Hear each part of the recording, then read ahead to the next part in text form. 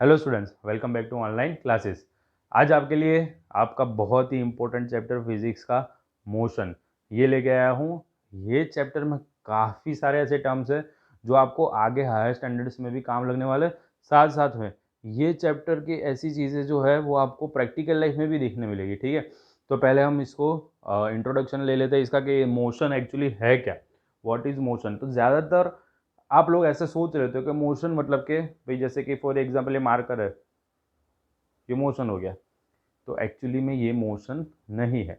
Motion मतलब क्या, motion मतलब फिजिक्स में प्रॉपर ऐसा होता है कि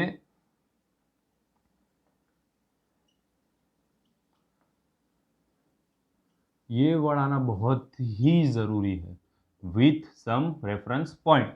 मतलब कि अगर कोई ऑब्जेक्ट के रेफरेंस में दूसरा ऑब्जेक्ट अपना पोजीशन चेंज कर रहा है तो हम उसको बोल सकते हैं मोशन में है। ठीक है, तो इस हिसाब से उसको डिफाइन किया जाता है फिजिक्स में। क्योंकि अगर आपको नहीं तो आप कोई रेफरेंस पॉइंट नहीं होगा तो आपको आइडिया नहीं आएगा कि वो मोशन में है कि नहीं। तो फिजिक्स में as a observer you have to say like this कि with some external reference point if object is continuously changing its position then it is called in motion। okay, अब यहाँ पे हम बात कर रहे हैं कि motion in a straight line. तो स्ट्रेट लाइन में मोशन मतलब क्या हुआ, स्ट्रेट लाइन में मोशन मतलब कि जैसे ऐसे हो गया, जैसे मैं एक स्ट्रेट लाइन में मूव कर रहा हूँ अभी। ठीक है, जैसे आपने देखा कि मैं जैसे यहाँ पे खड़ा था, अभी मैं यहाँ पे आ गया, तो ये जो है एक स्ट्रेट लाइन में मोशन हुआ। वैसे ही अगर कोई पाथ है, समझो ये रोड है स्ट्रेट, और यहाँ पे एक बंदा भाग रहा है, उल्टा भाग रहा है, मतलब इधर भाग रहा है, मतलब समझो तो अभी स्ट्रेट लाइन में दौड़ रहा है। ठीक है, तो ये मोशन इन स्ट्रेट लाइन हो गया, और मोशन इन स्ट्रेट लाइन को हम बोलते हैं लीनियर मोशन, जो कि मोशन का सबसे सिंपलेस्ट फॉर्म है। ठीक है, इसके बारे में और कुछ ज़्यादा डिटेल में पढ़ना नहीं है क्योंकि और ज़्यादा दिया भी नहीं है आपके बुक में। अब जो हमें पढ़ना है वो मेन टॉपिक ये है, यूनिफॉर्म मोशन और non uniform motion. Uniform motion क्या होता है, नॉन यूनिफॉर्म मोशन क्या होता है, उसको मैं अब आपको डिटेल में बताऊंगा। कि यूनिफॉर्म मोशन मतलब कि अगर ऑब्जेक्ट सेम टाइम इंटरवल पे सेम डिस्टेंस कवर करता है तो फिर उसको हम बोल सकते हैं कि वो यूनिफॉर्म मोशन कर रहा है। सेम टाइम इंटरवल पे सेम डिस्टेंस कवर कर रहा है। जैसे कि मैं आपको बताऊं कि एक कार ए है, फर्स्ट आवर के बाद उसने 60 किलोमीटर डिस्टेंस कवर किया। 2 आवर के बाद हम देखते हैं तो उसने 120 किलोमीटर डिस्टेंस कवर किया है। 3 आवर के बाद देखते हैं तो उसने 180 किलोमीटर डिस्टेंस कवर किया है। तो उसने देखा in each hour you travelled 60 kilometre. ठीक है, तो वो हो गया uniform motion. Non uniform motion जैसे कि मैं एग्जांपल बता दूं कि कार बी है जिसने फर्स्ट आवर में 80 किलोमीटर ट्रैवल किया, सेकेंड आवर में 130 किलोमीटर, और थर्ड आवर पे वो भी 180 पे पहुंचती है। तो यहाँ पे आप ऐसे मत सोचना कि 180 थर्ड आवर एवरेज 60 नहीं, हर एक आवर में उसने देखो टोटल 60 कवर नहीं किया है, प्रॉपर सेम डिस्टेंस कवर नहीं किया है। तो ये हो गया non uniform motion. Uniform motion का ग्राफ हमेशा ऐसे रहेगा। ठीक है, कि जिसमें मतलब कि जैसे हम यहाँ पे समझ ले कि यहाँ पे डिस्टेंस है, यहाँ पे टाइम है, तो जैसे इक्वल डिस्टेंस पे वहाँ पे हमेशा वो इक्वल टाइम पे वो बढ़ता जाता है। तो इस तरह का जो ग्राफ होता है वो किसका होता है, यूनिफॉर्म मोशन का।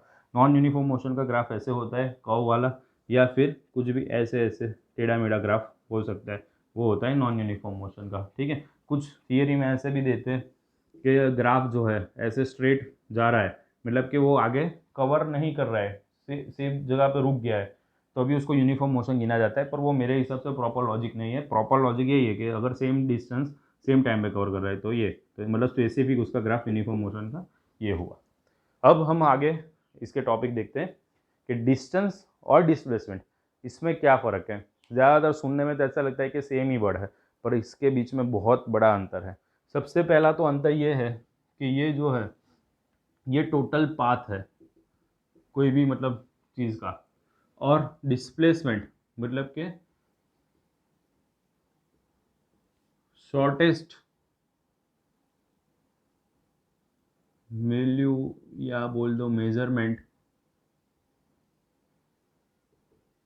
Between starting point and ending point.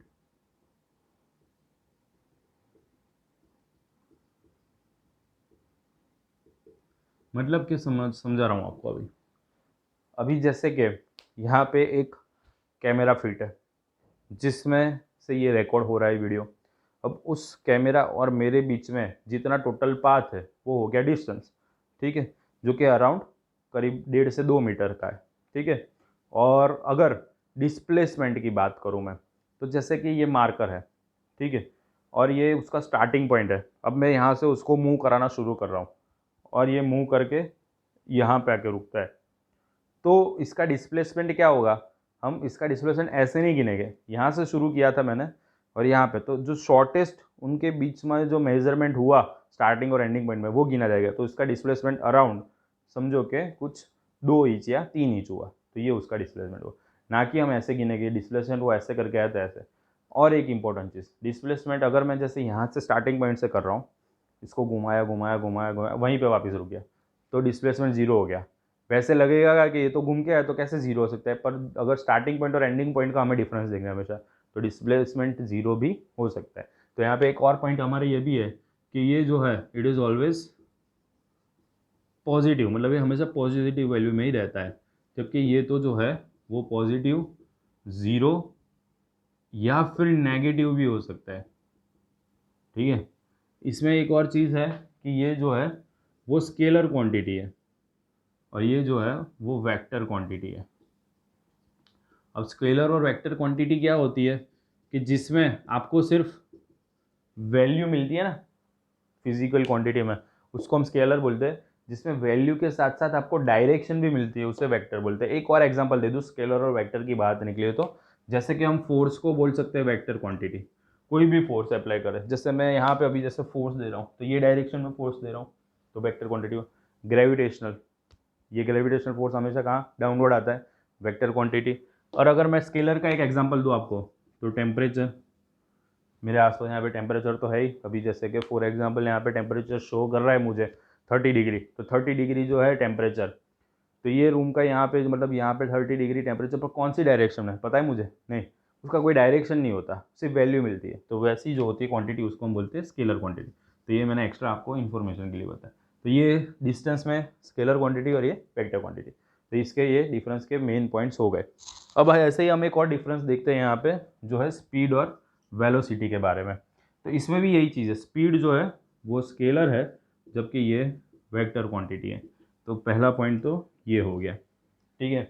अगर आप नोट डाउन कर रहे हो ये सारे पॉइंट्स, तो आप पूरे स्टेटमेंट में लिखोगे, पूरे सेंटेंस में लिखोगे। यहाँ पे मैं आपको एक्सप्लेन कर रहा हूँ इसलिए की पॉइंट्स में आपको पूरा सेंटेंस में लिखना है। दूसरी बात करें तो स्पीड का फॉर्मूला जो है बहुत ही फेमस, डिस्टेंस अपॉन टाइम, और जबकि इसका जो फॉर्मूला है वो है डिस्प्लेसमेंट अपॉन टाइम, ठीक है, वेलोसिटी में ये फॉर्मूला होता है, स्पीड डिस्टेंस अपॉन टाइम, और जबकि वेलोसिटी मतलब के डिस्प्लेसमेंट अपॉन टाइम। स्पीड और मतलब जैसे इसका रिलेटेड ही फिर आगे हो गया डिफरेंस इसके जैसे ही वेलोसिटी में भी, कि इसकी भी वैल्यू हमेशा पॉजिटिव होगी जैसे इसे, क्योंकि यहाँ पे डिस्टेंस आ गया और यहाँ पे डिस्प्लेसमेंट आ गया, तो इस हिसाब से यहाँ पे भी फर्क हो गया। दोनों का यूनिट सेम ही रहेगा, इसका भी यूनिट मीटर पर सेकेंड है, इसका भी यूनिट मीटर पर सेकेंड ही है, जो ऐसा यूनिट स्टैंडर्ड जो इंटरनेशनल यूनिट है ऐसा यूनिट। बाकी इसका दूसरा यूनिट भी हो सकता है किलोमीटर पर आवर, जो कि जनरली हमारे जो व्हीकल में जो ऑडोमीटर होता है, ठीक है, जो स्पीड मेज़र करके देता है, वो हमें किलोमीटर पर आवर में देगा। स्पीड जो आप में होगा ना वो जैसे घूमता है 50-60 पे आता है, वो आपको किलोमीटर पर आवर में स्पीड शो करेगा, ठीक है। पर उसका ऐसा ही जो स्टैंडर्ड इंटरनेशनल यूनिट है वो मीटर पर सेकेंड है दोनों का, ओके। और बाकी इसमें एक और डिफरेंस पॉइंट लिखना हो तो ये वाला भी लिख सकते हो, समझ गए।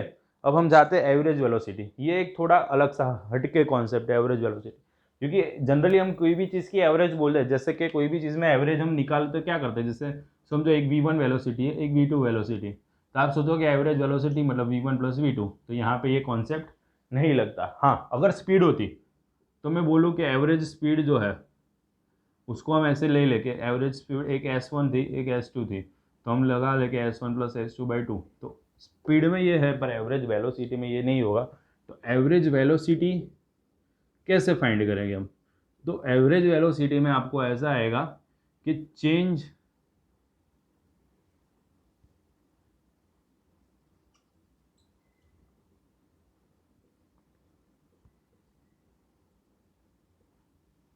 चेंज इन डिस्टेंस पर चेंज इन टाइम। यहाँ पे उसका डिस्टेंस जो है वो कितना चेंज होता है और टाइम कितना चेंज होता है। जैसे कि फॉर एग्जांपल कि इसमें डिस्टेंस x2 में से x1 चेंज हुआ था, x2 minus x1 upon t2 minus t1 ऐसे करेंगे, ना कि हम डायरेक्ट x2 अपॉन t2 का एक निकाल लेंगे v2, x1 अपॉन t1 का v1 और दोनों का प्लस डिवाइड बाई 2। इसमें ये फॉर्मूला से नहीं करके ध्यान रखना, एवरेज वेलोसिटी मतलब ऐसे निकाली जाती है, ठीक है। एवरेज स्पीड के जैसे नॉर्मल नहीं निकाली जाएगी। रीज़न यही है कि ये वेक्टर क्वांटिटी मतलब अलग अलग डायरेक्शन में हो सकती है दो वेलोसिटी, तो अलग अलग डायरेक्शन में होने की वजह से उनका डायरेक्ट प्लस करके डिवाइड 2 हम नहीं कर सकते, तो उसकी वजह से इसको ऐसे किया जाता है। अब आप लोग सोच रहे हो कि वेलोसिटी है तो यहाँ पे डिस्टेंस क्यों लिखा, तो जनरली वेलोसिटी जो है उसके ऊपर ऐसे बताते हैं, ये वेक्टर का एक साइन है। तो ये यहाँ पे इसके वेलोसिटी के अगर आप डेफिनेशन देखोगे टेक्स्ट बुक में तो उसमें लिखा है कि distance travel in specific direction पर टाइम, तो उसी में ऐसा लिखा है। मतलब यहाँ पे डिस्टेंस इन स्पेसिफिक डायरेक्शन वो बता दिया ना डेफिनेशन, इसलिए इसमें डिस्टेंस लिख सकते हैं। और यहाँ पे जब हम शॉर्ट में लिखते हैं तो डिस्टेंस फिर स्पेसिफिक डायरेक्शन ऐसा नहीं लिखेंगे। और इसमें इसकी डेफिनेशन में सिर्फ ऐसा लिखा है आपको डिस्टेंस पर टाइम ऐसे दिया है, समझ में।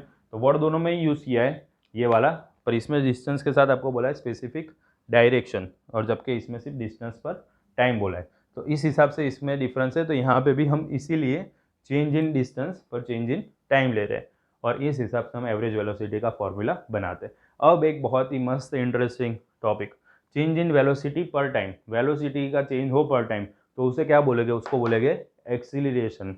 गड्ढों का टेंशन छोड़ दो, एक्सेलरेशन पे जोर दो। एक्सेलरेशन को ए से शो करते हैं और उसका फॉर्मूला ऐसा है v minus you upon T.